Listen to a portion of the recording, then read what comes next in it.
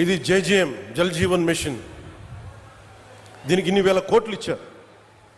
ఎందుకు లేట్ అయింది మీరు మాట్లాడితే మొన్న ఈ మధ్యన ప్రతిపక్షం లేని గత కాలపు ముఖ్యమంత్రి వారి పార్టీ వాళ్ళు మాట్లాడుతూ ఉంటారు. అంటే వాళ్ళకి ఈ సందర్భంగా ఒకటే తెలియజేయాలనుకుంటున్నా, మీరు అధికారంలో ఉన్నప్పుడు మీ బెదిరింపులకి మేము భయపడలేం.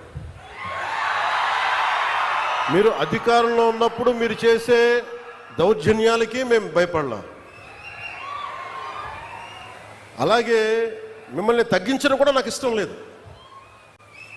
కానీ మీరు బాధ్యతగా మెలగకుండా ఒక్కొక్కరిని చంపేస్తాం, మళ్ళీ మేము వస్తాం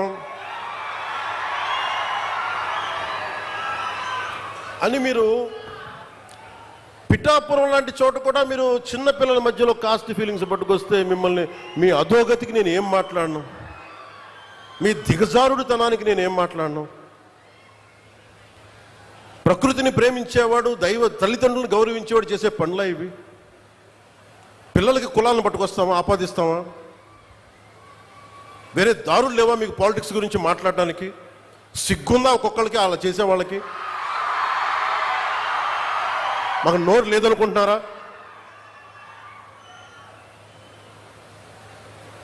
కూర్చొని మీరు కాంట్రాక్ట్లు వేస్తే కాంట్రాక్ట్లు వేసిన వాళ్ళందరినీ మేము బెదిరించేస్తాం, జైల్లో పెడతామంటే ఏమనుకుంటున్నారా మీరంతా?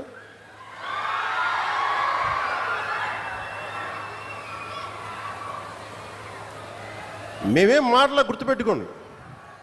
అలా బెదిరించే సమూహం ఎవరైనా సరే,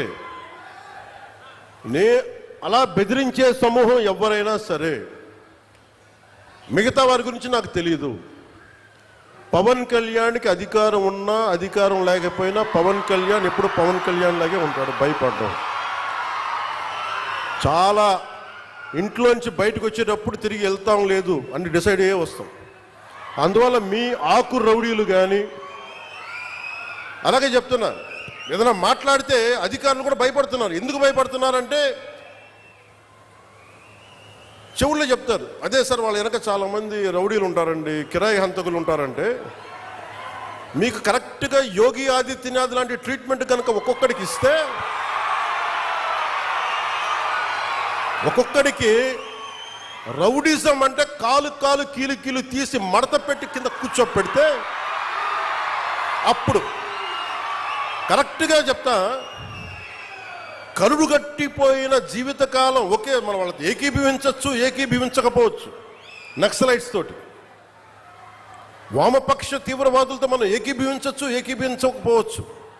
అలాంటి బలమైన ఆర్గనైజేషన్నే కకావికలం అయిపోయిన పరిస్థితుల్లో ఉంటే ప్రభుత్వం తలుచుకుంటే, అలాంటిది ఇన్ని లక్షల మంది పోలీసుండి, ఇన్ని వందల మంది ఐపీఎస్లుండి, 1000-2000 ఉన్న డిఎస్పీలుండి, అలాంటి కిరాయి గ్యాంగుల్ని మెయింటైన్ చేసే వ్యక్తుల మీద 2 రోజులు 48 గంటలు మీ చుట్టుపక్కల ఎవరున్నారు, వాడి పేరేంటి అన్ని కనుక్కొని ఒక పొలిటికల్ నిర్ణయం తీసుకుంటే ఇక మళ్ళీ ఎప్పుడు ఇలాంటి మాటలు రారు. మీరు అక్కడి దాకా తీసుకెళ్ళకండి.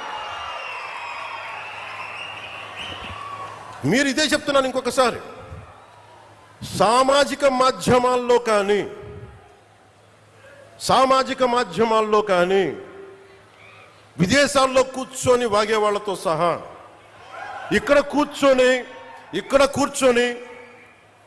భవిష్యత్తులో మేము వస్తాం, వచ్చి మేమేం చేస్తామంటే, వచ్చినప్పుడే మీరేం పీకలేదు, మరి ఏం మాట్లాడతారు? ఇప్పుడు వచ్చినప్పుడే మీరు ఏం పీకలా అంటే ఏమనుకుంటారు? మీరు కూర్చోబెట్టి మీరు బెదిరింపులు చేస్తే భయపడతాం అనుకుంటున్నారా? దానికి మేము ఒక్కడు చిన్నప్పటి నుంచి కూర్చొని అమరజీవిని గుండెల్లో పెట్టుకున్నాడంటే వాడికి ఎంత పిచ్చి ఉంటుంది? ఏ మ్యాడ్నెస్ ఉంటే ఇలా వస్తాం మేము? ఏ అండదండ లేకుండా పార్టీ పెట్టి ఇక్కడ దాకా వచ్చామంటే ఎంత కమిట్మెంట్ ఉండాలి నీకు, సమాజం మీద, దేశం మీద, రాష్ట్రం మీద, ప్రజల మీద. పద్ధతులు మార్చుకోండి. ఒక మాట అనాలంటే అలాంటి తప్పేం లేదు. డెమోక్రసీ ఇది, ప్రజాస్వామ్యం. ఖచ్చితంగా అనండి. అనటానికి కొన్ని గీతలు ఉంటాయి. గీతలను దాటి మాట్లాడితే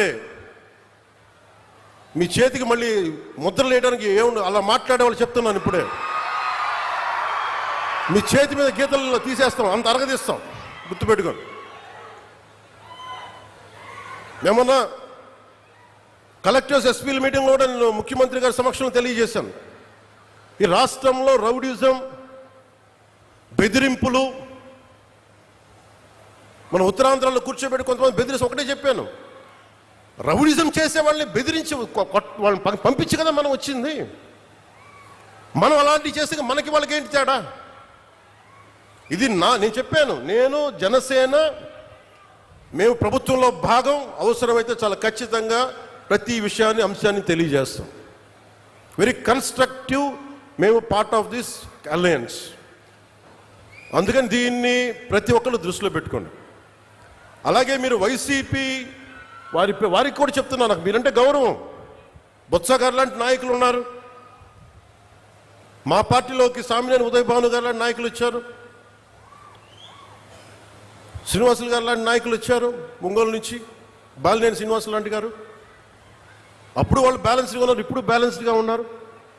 కానీ మీరు కూర్చొని పాత పద్ధతిలోనే మళ్ళీ మేము ఇష్టారాజ్యాంగంగా చెడతామంటే నేను విసిగిపోయానబ్బా. ఒక జీవితం రోడ్డు మీద వెళ్తుంటే ఒక యాక్సిడెంట్ అయితే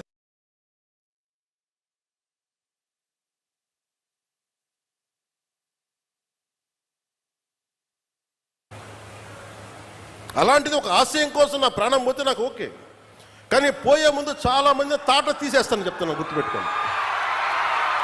ఒళ్ళుపై తెలియకుండా, బాధ్యత లేకుండా, అడ్డగోలుగా మేము చేసేస్తాం ఏదైనా, మొత్తం తీసి రోమం తీసి కింద కూర్చోబెడతాం, గుర్తుపెట్టుకోండి. మిమ్మల్ని మీ చేత చప్పట్లు కొట్టించుకోవడానికో అరుపులుగా నేను చెప్పట్లేదు, ఇది వేదంతో చెప్తున్నాను. ఇది వేదనతో, బాధతో. ఒక్కళ్ళు మాట్లాడలా, మనకి రాష్ట్ర విభజనప్పుడు ఒక్క ఎంపీ కూడా మాట్లాడలా. రాష్ట్ర విభజన జరిగితే మాకు వచ్చే నష్టం ఏంటి మాట్లాడాల. జరగకూడదు నేను ఒక్కడెళ్ళి కూర్చొని ఎంపీల్లో మాకు ఈ నష్టం వస్తుంది మాట్లాడడానికి భయం, కొడతారో లేదు వ్యాపారాలు పోతాయేమోనని. అంత దరిద్రపు గొట్టు బతుకులు ఎందుకు మనకి? ధైర్యం లేని సమాజం ఎందుకు? ధైర్యం లేని నాయకులు ఎందుకు? సిగ్గుండాలి కదా మనకి. అరే ఒకడు కూర్చోబెట్టి 56 రోజులు మొత్తం కడుపు కాలి ఏడుస్తాం, అతనికి కడుపు మంటకి భరించలేక బంకబట్టి గుడ్డ కట్టుకొని బట్ట కట్టుకొని కానీ కడుపు నిండా పెట్టుకొని ఏడిస్తే అతని ప్రాణత్యాగం మీద వచ్చింది. అలాంటి రాష్ట్రానికి అన్యాయం జరుగుతుంది, ఒక్కడు మాట్లాడేంటి? నాయకులు చేసిన తప్పులకి ప్రజలను ఎలా శిక్షిస్తారు? ఆ కోపం ఎవరికి ఉండద్దా? మనం కొట్టేసుకుందామా కులాల కింద? అమరజీవి జలధార వస్తే ఒక కులానికి వస్తాయి ఆ నీళ్లు. ఈ వేదిక పైన అంతా ఒక కులమా? పనిచేసే వాళ్ళంతా ఒక కులమా? ఏం మాట్లాడతారు ఒక్కొక్కరు? కులాల సమూహంతో కూర్చోబెట్టి కొట్టుకుంటాం, కానీ సమిష్టిగా ఇది ఆంధ్రప్రదేశ్, ఇది భారతం, ఇది భారతదేశం అని లేదే ఎవరికి. నాయకులు కూడా కావాలని అదే కోరుకుంటా ఉన్నా.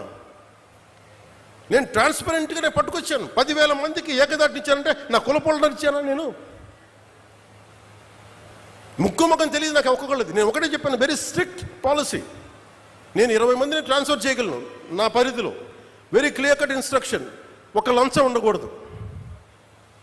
వారికి ఇప్పించాం 10,000 మందికి, ఒక 10,000 మంది పైచులకు పైగా అట్ వన్ గో. ఇంతకుముందు అదే దానికి రేట్ కార్డు ఉండేది గత ప్రభుత్వంలో. ఈ కార్డు ఇవ్వాలంటే 30,000, దానికి 5,000, 15,000, పారం 60,000, దానికి ఒక 60 కోట్లు 70 కోట్ల ఆదాయం మళ్ళీ దానికి. అవన్నీ తీసేసాను కదా. ఈరోజు రోడ్లు ఎందుకు వేస్తున్నారు? నువ్వు లంచాలు తీసుకొని అధికారుల దగ్గర రోడ్లు ఏమంటే వాళ్ళు ఎందుకు వేస్తారు? అందుకు ఫస్ట్ లంచం అనేది తీసి పక్కన పెట్టాం. మీరు జీతాలు తీసుకున్నారు, మీకు ఏదైనా కష్టం వస్తే నిలబడతాం, మీరు ప్రజల కోసం పనిచేయండి. ఈరోజు ఎందుకు 27 లోపల అవ్వాలి అధికారులకు చాలా స్పష్టంగా ఆదేశిస్తున్నాం. మేము మీకోసం కట్టుబడి ఇది 2 సంవత్సరాల్లో నీటి ప్రాజెక్ట్ పూర్తి అవ్వాలంటే పూర్తి అయ్యే తీరాలి. ఇది నేను పర్సనల్గా నేను కూర్చొని మన ఉభయ గోదావరి జిల్లాలకి మొత్తం ఆంధ్రప్రదేశ్లో ఉన్న ఈ 5 ప్రాజెక్ట్స్కి అయ్యేలాగా నేను పర్సనల్గా బాధ్యత తీసుకుంటాం.